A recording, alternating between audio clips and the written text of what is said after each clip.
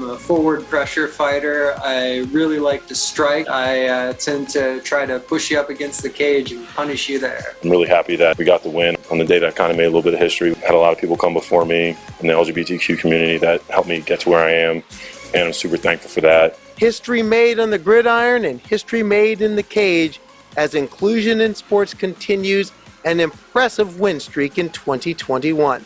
Hello again, everybody. I'm Karleigh Chardonnay-Webb, and this is the TransSporter Room, the conversions of sports, transness, science fiction, all things nerd and geek, and other stuff.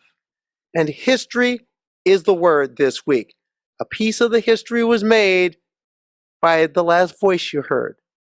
Carl Nassib, defensive end, Las Vegas Raiders, showed pride and poise back in June when he came out.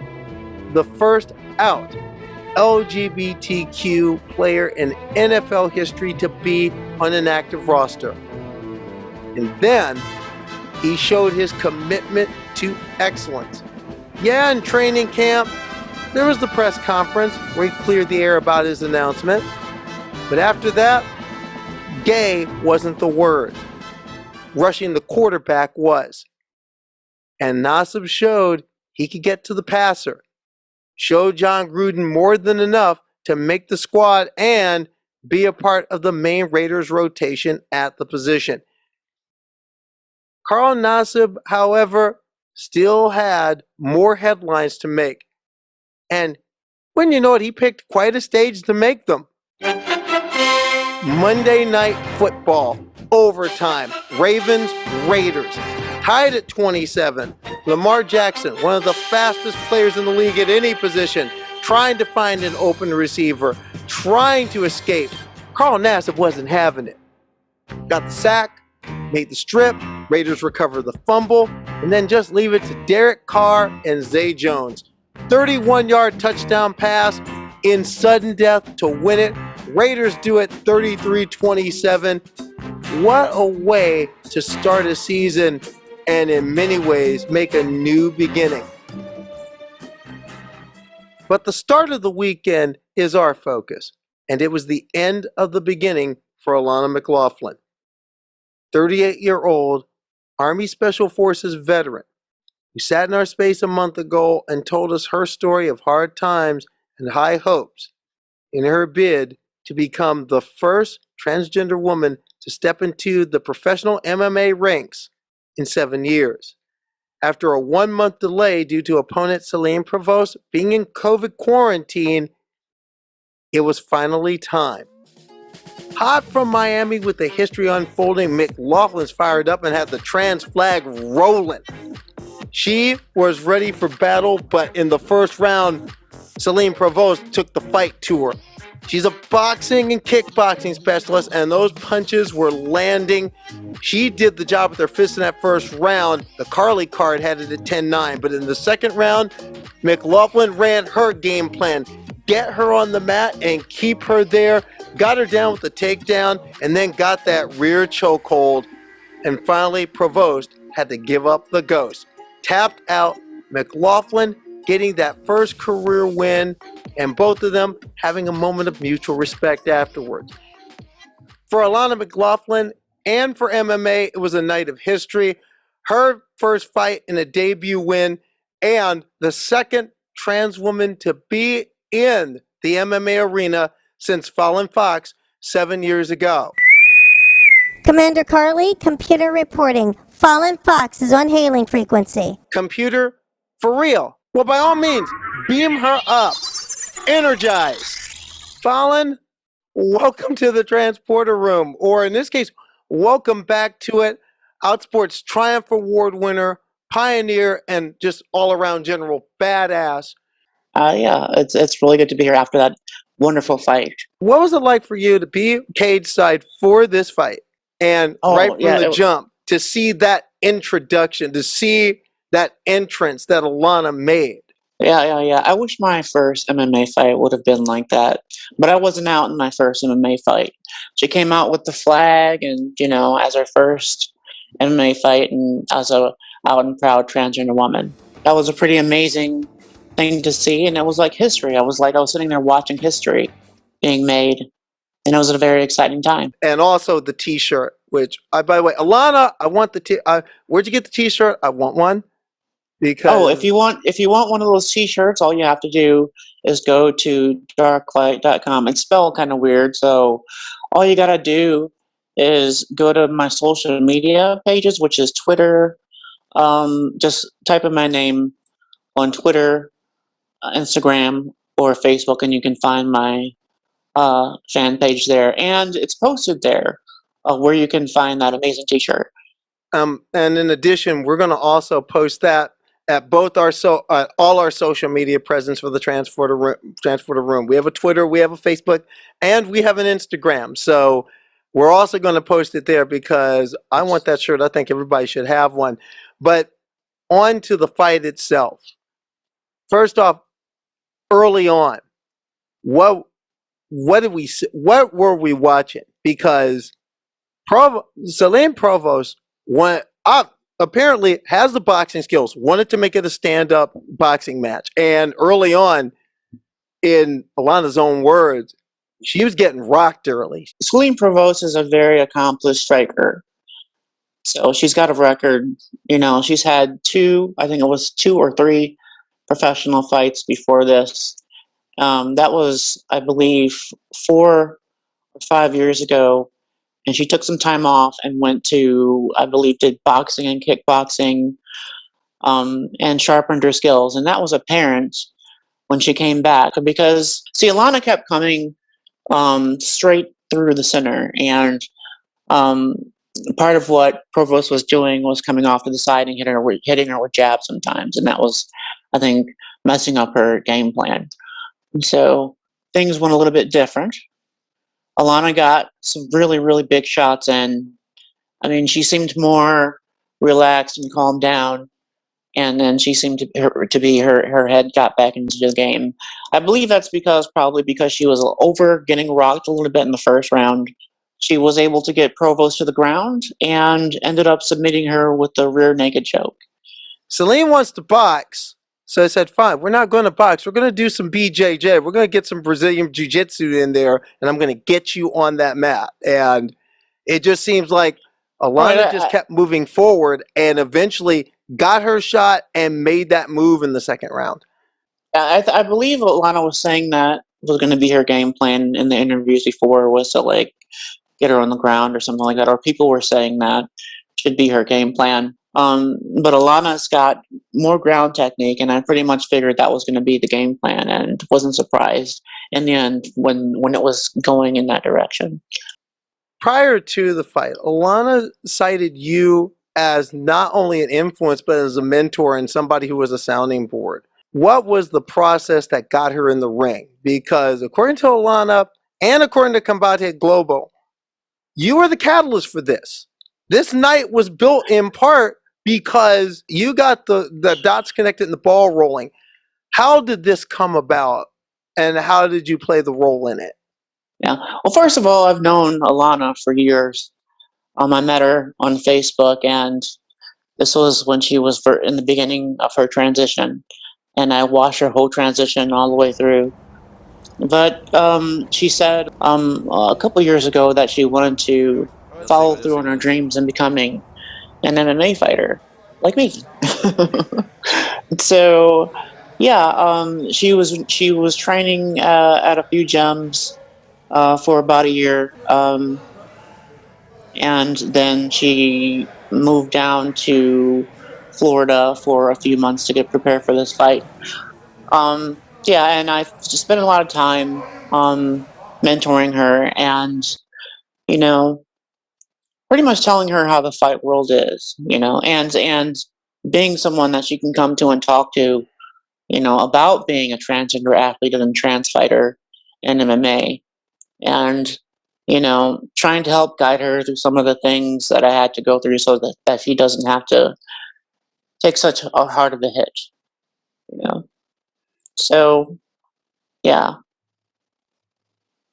Gut reaction when her hand was raised. What was the first thing that came to your mind when you're seeing essentially what you're seeing in the background my background right now when you Right. saw that cage side? Relief. Relief that she had won the fight.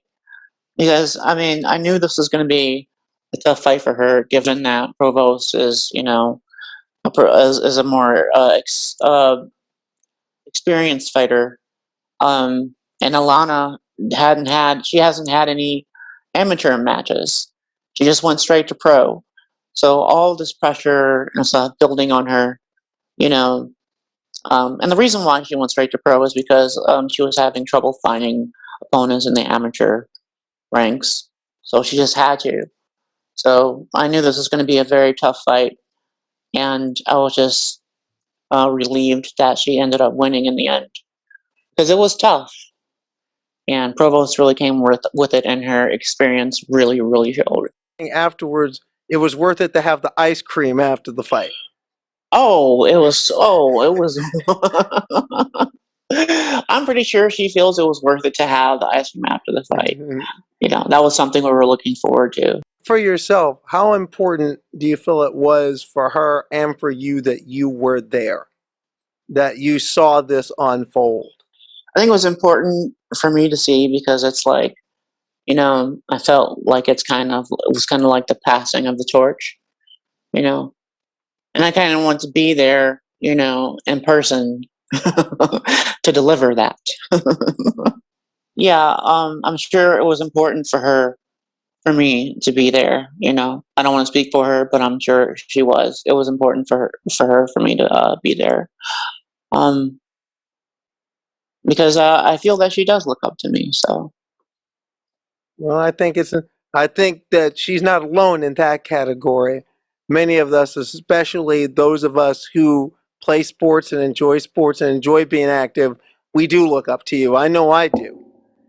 And Alana said so in my interview with her. This step right now, you know, like right now I'm following in the footsteps of Fallon. Like once again, a black woman led the way.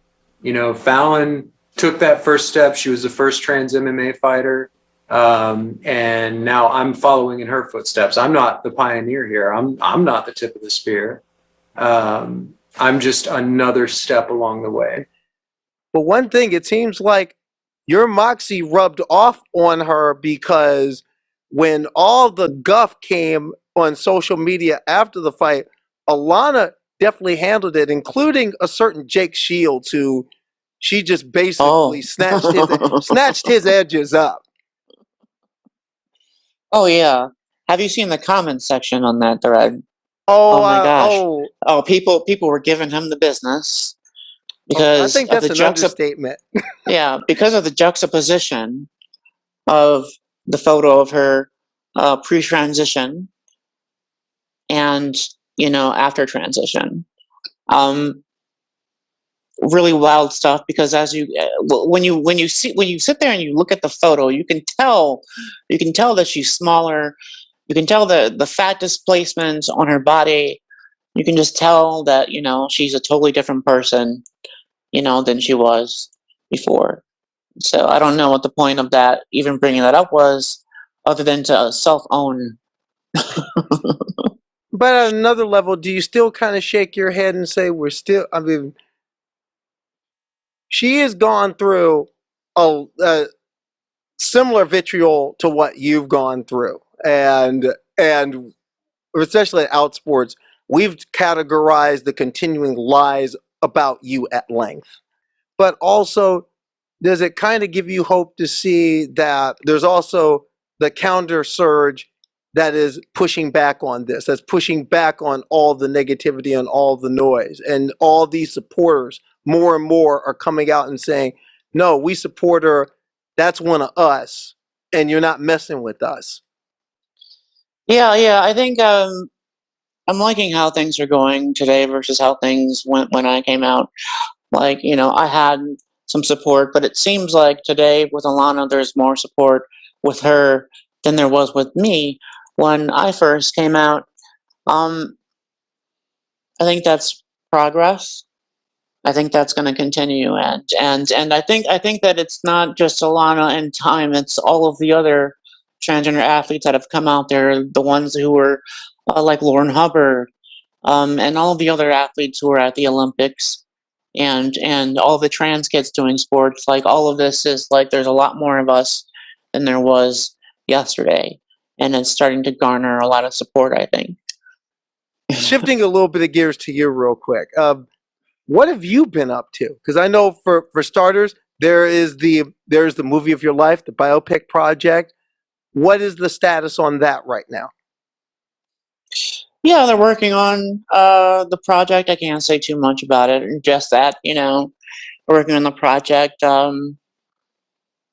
working on scripting and a lot of other things.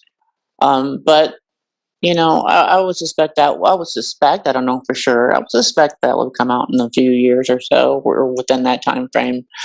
And if anybody doesn't know, it's being developed by Mark Gordon Pictures, and those are the same people who created Saving Private Ryan and the Steve Jobs biopic, among a lot of other big time films. So I think this is going to be like a really really big film. I think it should do very well. So I'll be a consultant on the film. And the writer on the film is T. Cooper and Allison Glock. Half of that, which is T. Cooper, is trans. So trans representation in writing. Beyond the film, what else you get? What else are you up to? What are you grooving to these days? Yeah, I just did a photo shoot promotion for cards with Stack the Deck Against Hate, and it's got me, Patricio Manuel, and Mac Beggs, and another transgender athlete, Mackenzie, I think her name is. But Oh, they got Grace McKenzie from San Francisco Rugby is also a part of that. yes, Grace McKenzie is a part of that, and so all the proceeds go to, I think, Lambda Legal. So it's very, very, really good for especially kids, trans kids, and just cisgender kids to have these cards and realize, about transgender athletes and have a piece of history. If there's one prime memory that you'll take away from this past weekend, what do you think it will be? Wow, I think it'll be just that I was able to witness a historic moment. The second professional transgender MMA fighter, came and fought and won. Yeah, it was just a really exciting time, and I'm glad that we have this representation. It all began with you. Oh, And thank let's you. not ever forget that. Fallon Fox, thank you for giving us this analysis on the Transporter Room. And I'll tell you, you have an open invitation for this space.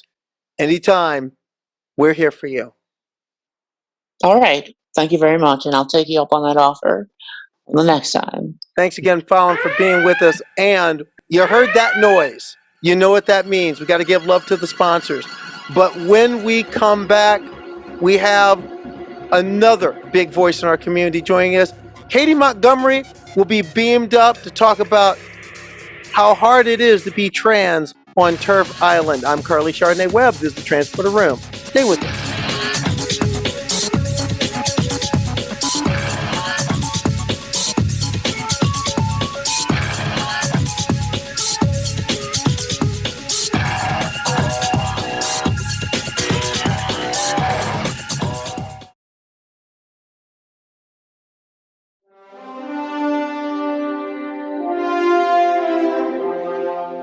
And welcome back to the Transporter Room. I'm your host, Karleigh Chardonnay-Webb, and now it's time for our special guest segment this week. And if you think being trans in the United States is hard, try being trans in Britain.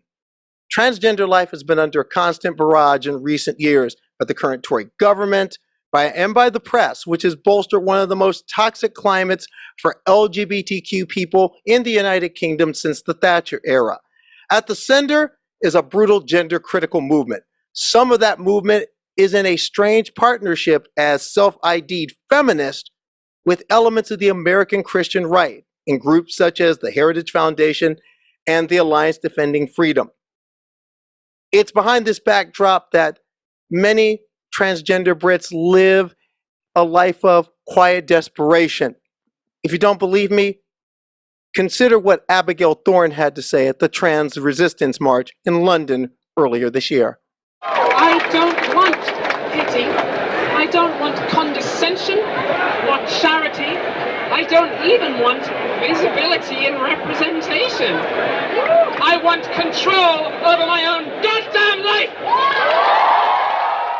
Another voice that is singing out that frustration and singing in resistance is Katy Montgomerie.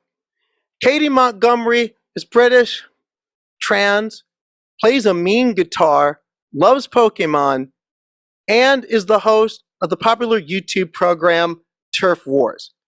TERFWars, for the last 3 seasons, has essentially been a clearinghouse of gender-critical anti-trans nonsense. And it is found a following not just in the United Kingdom, but worldwide. And we are overjoyed and proud to have Katy Montgomerie in our forum. From the southwest of England, we're going to beam her up. Katy Montgomerie, welcome to the TransSporter Room. Energize. Hi, how are you? Katy, I must say, as a person who subscribes to TERFWars and has been a follower of yours for quite some time, it is an honor to have you in my humble forum. Thank you very much for having me. I'm honored to be here. Well, first off, I know you say you're not a sports fan, but sports has been in the news a little bit. Did you get a chance to see what Alana McLaughlin did on Friday night? And did you get a chance at least? Because I know you've heard about it because you were dunking on Jake Shields too. Yeah, well, everyone had to get a ratio in on Jake Shields, so that was the activity of the week. I think he got ratioed by about 15 different people. I did see a summary of it. I vaguely know what happened. I looked up some of the backstory because I knew that it was going to be a new talking point, like straight away for the anti-trans crew. Looking at all the different things that are going on right now, and a lot of things are happening in the UK in regards to looking at the Gender Recognition Act, which we're going to get to in a greater detail. But what is the hardest part of being trans in the United Kingdom right now? I think for most trans people, it's access to healthcare. So I know that it's very mixed in the USA. In some states you can live in, and once you know you're trans, you can go and talk to a doctor and you can get, hormones or access to support and all kinds of things fairly easily if you're in a big city. But if you're in some states, it's, very difficult. Or if you're maybe in the country. In the UK, we have sort of 2 different ways people can get healthcare. One is the NHS. And that's the only option for most people. And then the other option is private healthcare, and you just need a lot of money to do that. And whenever I talk to Americans, I always just want to say the NHS is amazing for everything apart from trans healthcare, for which it is absolutely horrific. And the waiting lists are 6 or 7 years long to see someone. And then even when you see someone, they've specifically designed the system to make it go as slow as possible. So it takes you years to get through it. And it's a complete disgrace because most people just cannot access any healthcare, for up to a decade. And that's people's lives. That's a huge chunk of someone's life. So that's the worst thing. But the second worst thing is probably the media, which I guess you wanted to talk about as well. Well, we'll be getting into that. But one quick thing about the NHS. And what was it like for you navigating that? So for me, I suspect it was about as easy as it could be, but also fucking shit. Sorry, can I swear? Yes, you can. Oh, heck yes, you can. Okay. Well, Abigail Thorne already did, so go right ahead. Yes. Thanks for breaking the way, Abigail. So I was very fortunate enough to be able to go private for HRT. I guess I am like a stereotype in a lot of ways. So I went through the system a lot easier than if I was like non-binary or, if I was like a really butch trans woman or something, because there are still doctors in the system everywhere who will hold you back if you like turn up to a meeting and you're not wearing a dress or you're not wearing makeup or something. I had some review. It's that deep in the UK right now? Yeah. In some places, it's easy to encounter people like that. Like throughout, I've had all kinds of nonsense run-ins with people before. In fact, in order to get a gender recognition certificate, which we might come on to, I had to have some doctor like sign off to say that I had sufficiently feminine accessories, like, and my dress was like convincingly female and things like this, like complete garbage. So I was like, I had already transitioned by the time I got to the front of the queue. So I was already living full time. I had been on hormones for about 2 years. I was already like planning surgeries and things, which privately. And I saw a doctor, and the first appointment, they say, fill in this form. We'll see you in 6 months. And then in 6 months, they just want to go from scratch, and they ask you, like, have, all the basic stuff that they might ask you. But it's like, I've already seen a private therapist for a whole year. I've already transitioned. I'm already full time at work, and they still just hold you back and hold you back. So I think if anyone went through the system easily, it was me, but it just took ages. I waited for 33 months for my first appointment, I think. And I had, and as I was saying, there was quite a few times where, like, I've just had healthcare denied. One time I told my therapist, my like NHS therapist that you have to see, that I was scared about surgery. Like, I didn't say, like, I just said I was terrified, because it's terrifying. Surgery is terrifying. It's like, anesthetic, you go to sleep, you wake up, you don't know what's going to happen. And she apparently told the doctor that I was considering detransition. And so the doctor rang me up and said, oh, I hear that you're considering detransition and I should stop all your healthcare. It's like, what? Where has this come from? Like, I just feel like there's so many roadblocks, just constantly. So yeah, no. I'm sure there are people who have had less crap, but I just feel like I must be, in the top 10% easiest people to have gone through the system. If that's the top 10%, I hate to know what the bottom 90% is like. I'm just to get the timeline. How far back was this? Because we're talking dang near 3 years just to see someone? Yeah, so it must be something like that. So I think one of the things I first saw when I was like researching on the internet, and like I wasn't even sure if I was necessarily going to transition. I hadn't come out to anyone. I just started talking to a therapist, and I saw advice everywhere. If you're in the UK, join the queue now. So I joined the queue for the NHS before I had even told any of my friends, because they were just saying, you're going to wait years, and at any time you can just drop out. And then it took me about a year to come out to friends. And then, a couple of years, I just started hormones and went full time and had some time then. And then finally got to the point where I saw an NHS person. So this was like, I guess I started maybe 6 years ago or something like that. So this is recent. Like, they recently did a Freedom of Information request, which is, I don't know if you have an equivalent in the US, but they found out that the clinic that I went to, the waiting list is now 6 years long. Oh, I've lost sound for you. No, so make sure I got this right. A waiting list up to 6 years. And minimum 6 at the moment. A minimum 6 year waiting list. And when you do show up, you better put on your best Joanna Lumley or Emma Peel, or they're not going to let you through the gates. Yeah, I know more than one friend who, like, I know one lady who didn't wear any makeup and wore trousers, just turned up like she might go to work. Yeah. And they said she wasn't trying hard enough, and said they were going to hold her back, and maybe she should try harder in 3 months' time. And I know another lady who didn't want to come out until she'd had face surgery, because she was concerned about passing and her safety and things. And they just didn't do anything, and they held her back for a year, and she ended up having to go private and do everything private, just to even see the doctors. They just said, well, we're not going to help you if you don't come out and go full time. So, there were so many stories like this in the UK. The UK is sounding a lot like Texas right now. Well, yeah, I know that you've got some like Arkansas or somewhere like that that's coming for people's healthcare. Yeah, it was Arkansas that passed a ban. Mississippi passed a ban. Texas, some some 28 states right now are looking at very similar pieces of legislation. But there's also a piece of legislation in the UK, the Gender Recognition Act, that was first passed back in 2004. Yeah. What exactly is that, and why does it need a modernization? Right. So what it was at the time and what it is today are actually quite different. So in 2004, we didn't have gay marriage in the UK, which was obviously bullshit, and we should, every country should have had gay marriage since the dawn of time.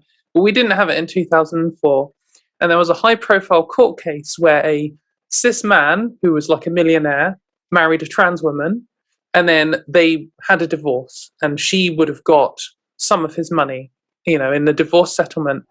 And then his lawyers argued that because she was a trans woman and her birth certificate had an M on it, that technically she was a man and you couldn't have a gay marriage. So therefore the whole marriage was annulled and he didn't have to pay her any money. So it was like a classic situation of a rich man screwing over a poor woman. But that kind of sprung off a load of things. There was like a European Court of Human Rights hearing that eventually got to, and basically the government ended up folding and deciding that they had to let trans people have a way of changing their birth certificate for their privacy and for their ability to get married, to have straight marriages, basically. So originally it was for changing your birth certificate, which then let you get married, it let you die, and it let you change your tax records, so it would be private, so that no one could just look you up and find out that you were trans. But we've since passed gay marriage, and gay and straight marriage are nearly equal in the UK now. They're not quite. But so that's one of the main reasons it's kind of gone away. So you can now marry a man or a woman, but it does still affect marriage in that in some jurisdictions, if I wanted to get married today, because I don't have one of these certificates you get from this act, I would have to get married as Mr. Montgomerie, and they would have to say husband and husband or whatever, which is just completely ridiculous. So I actually know a trans couple who's two trans women, and they married and they had to get married as man and wife because one of them had a certificate and the other one didn't.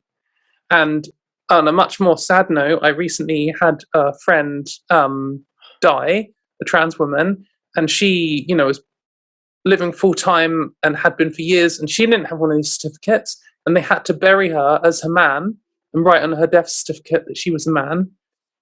I mean, just because that's what the law says, it doesn't make any sense. So the reason that someone might want to get a gender recognition certificate, which is what you get from this law, is so that you could get married or die or sort your taxes, really. So it's not, importantly, what it doesn't do is it doesn't let you update your passport. That's a different process. That's a fairly easy process in comparison.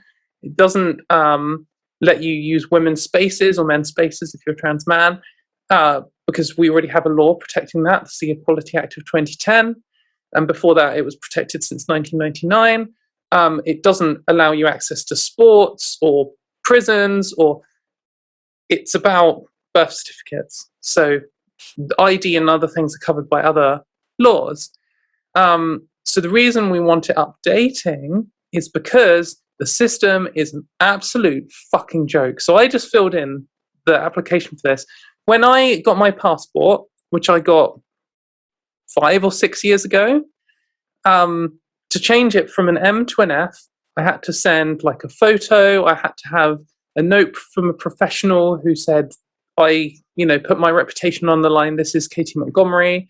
I had to fill in some like 3-page form. In it, there was some paperwork, but it was doable. And I think I had to pay some money. I'm going through the US process right now for that. So it sounds very similar. Yeah, so in I think it's similar to a lot of US places. Sometimes it's a little worse, sometimes it's a little better, but it's about in line. That was the passport. To get a gender recognition certificate, the form I just filled in was 45 pages. I needed 2 different doctor's reports, one of which had to be on some special list. Neither of these doctors I'd ever met. I had already had a doctor's report from the NHS and a doctor's report from Thailand, from like one of the best surgeons in the world, and they don't accept that. They also still needed a detail of every surgery I've ever had in full detail for some reason, describing my genitals. They needed this report that I mentioned earlier of this man saying that I was convincingly feminine. They needed like a statutory declaration where a lawyer has to watch you sign a form.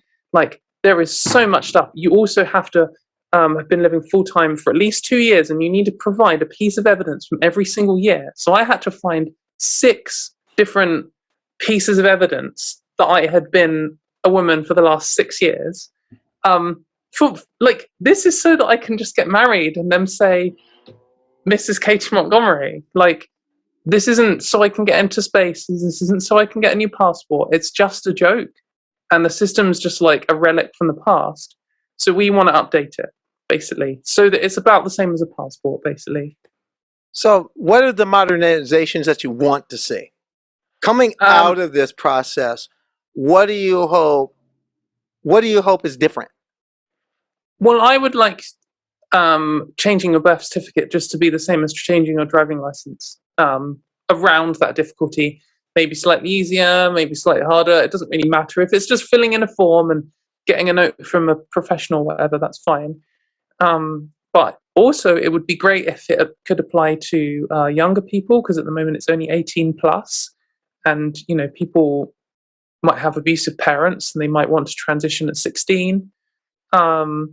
Also, at the moment, the UK only recognises male and female, and so it doesn't recognise non-binary people. So it should do that, and it shouldn't require you to. One of the key things is, so I've just described how in order to get healthcare, you have to wait 6-7 years or whatever. And I transitioned privately, so when I got to the NHS, I had already, I'd already done it. But you can't apply for a gender recognition certificate until you've been through this NHS process. You need an official diagnosis from one of their official doctors. So only really now am I able to get one of these certificates, even though this has been my life for years and years and years. And if I was like engaged to marry someone in my second year of transition, I still wouldn't be able to get married like 4 years later. Well, I could, but then my marriage certificate would have the wrong thing on it. And so that's one of the main things. One of the main things is, if I was to die now, I'd have to be buried as a man, and they'd have to say that, and it would upset my family and my friends, and what's the point? Right now, my mind is blown by what I'm hearing. It is. I've done some reading. I figured it was bad, but this is draconian. This is Cromwellian Britain in a lot of ways that we're talking about here. No fun allowed. Yeah, exactly. Did Oliver Cromwell come back to life? I'm beginning to think that with some of the archaic rules that we have here. Now, one thing. Is surgery mandatory in all this? No, not technically, though you need to then provide a good excuse as to why you're not having surgery. So I do know a lady who's decided not to get surgery and she managed to get a GRC, but it's not standard. Like they request it, and you have to or provide a good excuse and maybe a doctor's note explaining you need to talk to a good doctor. And there's a lot. I'll admit, my mind is just, I figured it was bad, but this is wow here. It's really nonsense. And what's worse about the Gender Recognition Act is this law doesn't affect that many people in that many ways compared to other things. So obviously the healthcare system, that's the worst. That affects every trans person in the country pretty much, because everyone wants some form of therapy or medical transition, or the NHS should be there to provide those things, and it isn't. So that's like a much bigger thing. And then also your actual ID, like your passport and your driving license, they're a bigger deal, because I show my driving license every time I get ID'd. I still get ID'd sometimes for alcohol, so I'm not that old yet. Anyway. this is just wild. But yeah, but This is just wild here. But yeah, the thing with the GRA reform is that it does make people's lives better. It would have made my life not much different yet, but if I wanted to get married, it would. My friend who died, it would have made her partner's life better and her family's life better and things if she'd been able to do this. But somehow this update for this law that only really affects trans people and only when they die want to get married or change tax records has become the center of this like war against trans people in the UK. And the media has been attacking from all sides. Like, our media is different to yours. You have you have your super crazy stuff on both ends, and then you have kind of more mainstream stuff, but you also generally have this left-right thing. And in the UK, the left and the right are all anti-trans. See, that's one thing that surprises me. Even the left. Yeah. That's just. I mean, it just floors me. And that leads me to my next question, though. Why is British transphobia so nasty? Oh, it's horrible, isn't it? Yes, it is. Yeah. Like, whenever I've interacted with US media outlets before, I did something for NBC, and I was expecting them to have a segment where I talked, and then have a segment where some transphobic person called me a man. I was expecting that, and instead they just interviewed 3 trans people, and then it was the end of the segment. I was like, oh, this is different. Like, wow, they didn't platform any hate speech at all. Yeah, the UK, I think there's a number of reasons why it's so bad. Our tabloid culture, like tabloid newspapers, is particularly bad, and it has been for a long time. They did all the same things they're doing now, often like almost the same headlines word for word about gay people in the 80s and 90s. And the stuff they did then to gay and trans people was just disgusting. To just pick someone and ruin their life, or you use slurs in headlines and all this kind of stuff. And it's kind of back in different ways, and in a lot of the same ways. So I think that is part of it.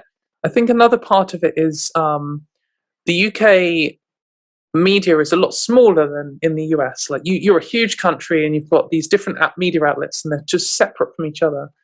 Ours is very insular. Everyone who writes for the media in general went to the same few schools, and they've all worked at different newspapers. You get these journalists who will write for like The Spectator, which is like a borderline far-right paper, and The Guardian.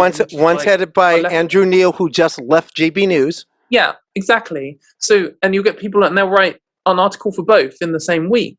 Also, I think another factor of it, like you mentioned earlier, there are some people involved in this claiming to be feminists, the TERFs, trans exclusionary radical feminists. We do have those, though the gender critical movement's kind of moved away from feminism a bit more now. But I do think, of course, since they're like palling around with the Heritage Foundation and the Alliance Defending Freedom. Yeah. Your favorite transphobes and mine. Yeah. But like, part of that, I wonder, is that UK feminism has been able to be like white feminism for a long time, because we are less culturally diverse. We're a smaller country. We've been an imperial power for hundreds of years. And whereas I think the US, having maybe more of a turbulent past and a more diverse history and group of people and cultures and stuff, has had to confront white feminism as a concept sooner. And I think that feeds into this kind of the only type of woman is a cis white straight woman and everyone else can fuck off is quite prevalent here, I think. Well, there's a lot of truth to that, even though unfortunately TERFdom in the United States wears many shades, and in UK it does too. Alison Bailey comes to mind. Yeah. Never invited to the cookout. I mean, with that in mind, if you had to pick a top 3, you have the British Bake Off. If you had the British Transphobe Off, who's in the top 3 of that? I have a feeling that the name Piers Morgan is up there somewhere.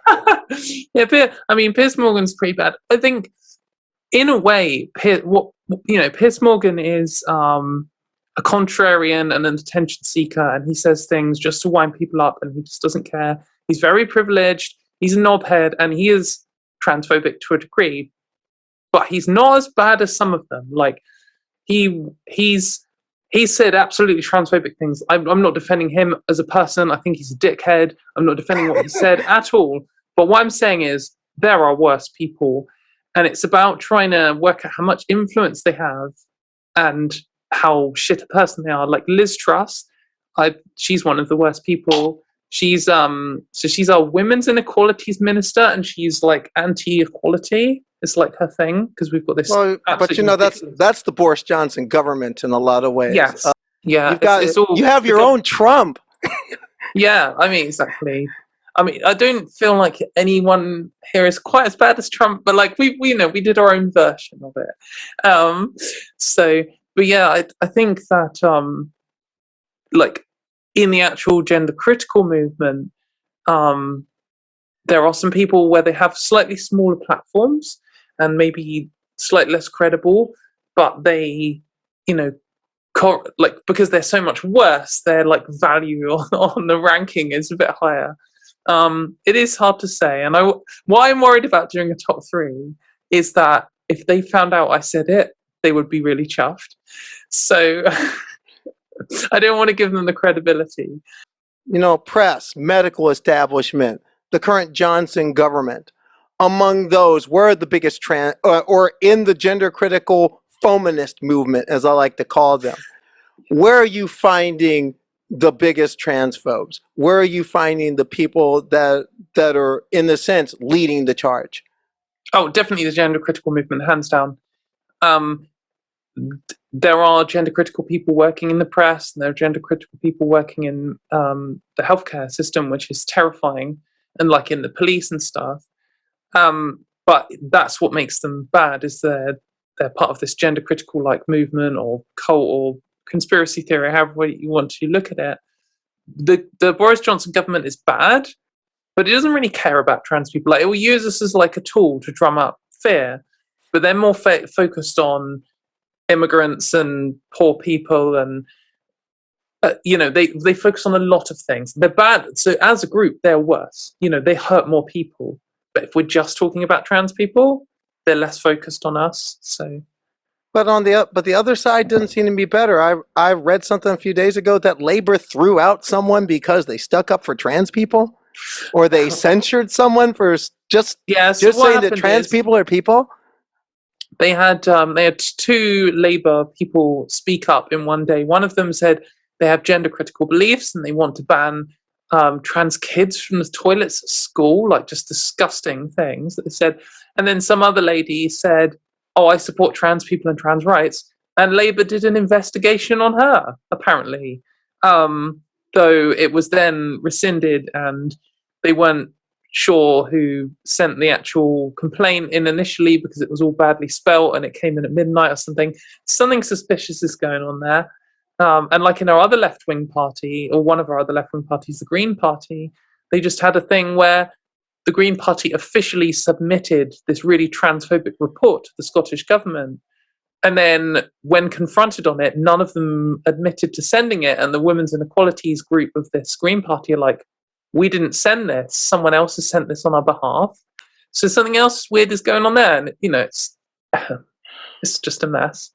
Yes, I remember. I saw the footage a couple of weeks ago of the gender critical protest outside of Holyrood, and Right. Yeah. and it was, I mean, when I'm not running a podcast or not writing about sports or writing about other things, I am a crisis operator for Trans Lifeline, 24-hour-a-day helpline here in the United States. And I've gotten some calls from the UK, especially from young people. I mean, that's one thing. You're an adult, and it's hard and I know it's probably hard on you. I mean, you've gotten threats. You've gotten gender criticals coming to your grill, coming to your Twitter space. I've read it. I've seen it. Yeah. But what's it like for the young people, especially? I know. It's just horrific. That you can't go online, you can't go in the news, you can't watch TV or anything without seeing something about how trans people are all secretly perverts and they should be banned from public spaces and they shouldn't have trans healthcare. So last year, they banned trans healthcare for under 16s, just like out of nowhere in this minor court case with an absolutely terrible decision with like no evidence. And it's like, what do these kids do? You know, I know some families who had children who were like stealth. So they were like, 9 years old or something, or 12 years old, and they've been out living as themselves 4 years, and they're just a normal kid at school. And then all of a sudden they're being told, oh, you're actually going to have to go through this, you're going to have to turn into something else. You're going to have to go through the wrong puberty and suffer for it because some ridiculous decision. And then on top of that, there's a national campaign to make you look like a predator.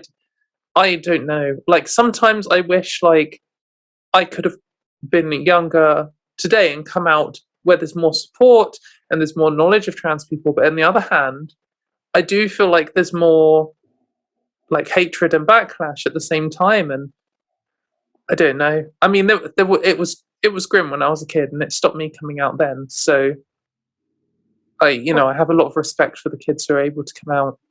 Well, today. talk about that a little bit. Yes. What got you from A to B to T? What got you here? Because there's some, I asked that partially because the first time I ran across, right, my path crossed yours on Twitter. It was during the time when you were nearing one of those milestone moments in your own process. And you looked happy, you looked content, you looked whole. And given where you were celebrating, I was kind of jealous. What got you to that point? What was your process like? So, I mean, I guess I knew as a kid, in the sense that I always wanted to be a girl. Like, why wouldn't you want to be a girl? They're obviously just better. But I also knew that trans people were disgusting failures and losers and stuff. And that is it. That was my only understanding of what trans people were. So I was like, well, I can't be one of those. And we had this law. I know earlier you mentioned Margaret Thatcher. We had this law when I grew up at school for the whole of my schooling life. Section 28. Section 28. Is that it? Yeah, Section 28. Which banned schools from talking about LGBT people at all. So, being gay was an insult at school, and we, like, in my school of like 1,000 people, no one came out the whole time I was at school. Like, understandably, because it was just so hostile. It was just, the news was horrible about gay people and just everything. And it took me a long time to kind of deal with that. Like, I would say that I was just transphobic and homophobic when I was, younger, as a really young teenager, like 13 or something. And then I think I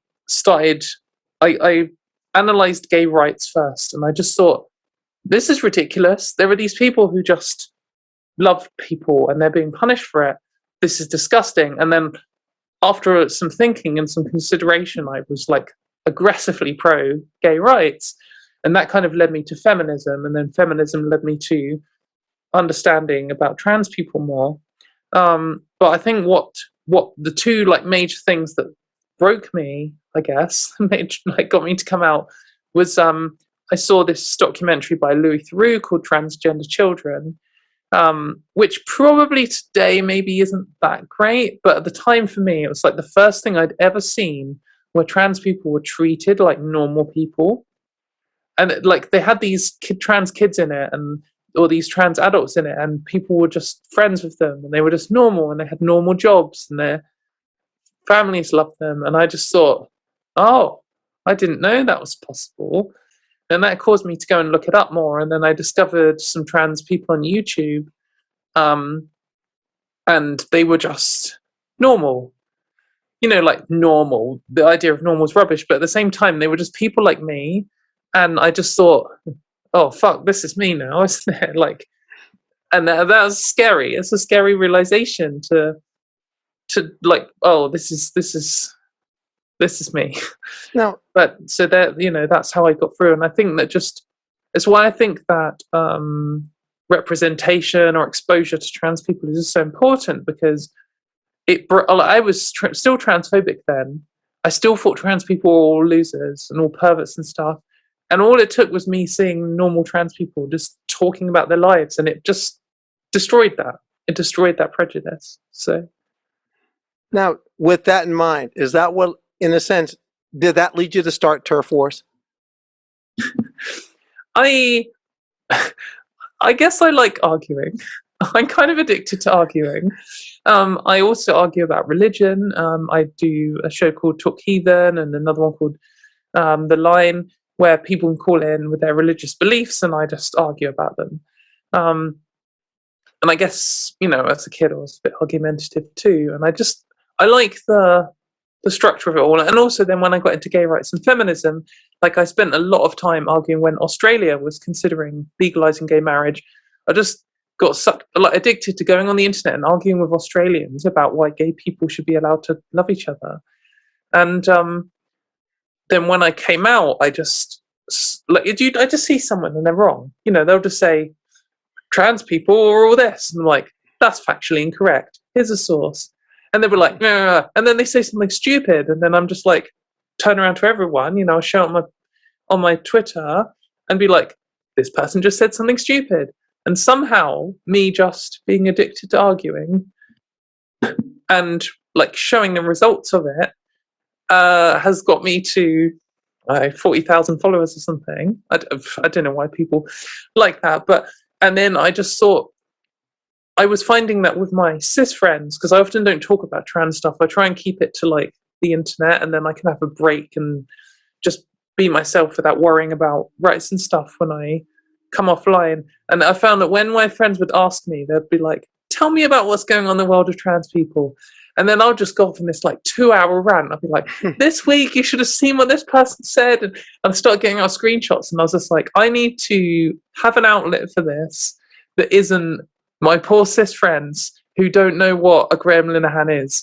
And so he needs a job. That's what he is.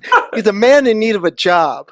He needs a job and a wife and a wank. And for yourself, talking about all these things, and I'm a regular watcher of TERF Wars, and week after week, there's face palms.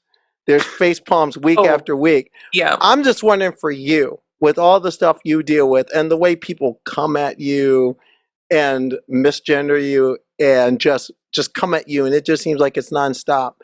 Where do you find your trans girl joy? Right. So in normal non-lockdown times, I'll argue in the week, and then I will go out on the weekend and I'll go to a gig and I'll hang out with my friends and go to a party and have lunch and just do like normal stuff. And I'm very lucky to have a lot of good friends that I can just do stuff all weekend, every weekend. I've had some pretty manic weekends recently because in the UK it's starting to open up and we can start doing things. So like I've tried to cram in like 3 birthday parties in one weekend or something. And that just resets me, because when you're told every single day, like, they're like, oh, you're a man, you look like a man, like people are just lying, they just pretend to like you, like, I'm going to kill you or whatever, they say all this stuff. And then you go out to the pub and you meet a group of people like who've never met before, and they're all like instantly nice to you, and you just have a fun night out, and every single person you interact with is just nice. And I just think it's like a vaccination for the week coming. It just I just feel like, oh, remember on the weekend when that like lady grabbed my hand and took me into the girls' toilets to like ask me makeup tips or tell me about her boyfriend or something. And like in the gender critical world, that could not happen because, oh, everyone sees me as a violent male. And it's just like, it's nonsense. The real life is just nothing like, what they're saying. Also being in a band and also just seeing live music. Like live music is my main thing. Well, I know one thing. Another thing I know you for is like, you can do it on a guitar. In fact, you've inspired me to start taking guitar lessons. Oh, so amazing. Thank you.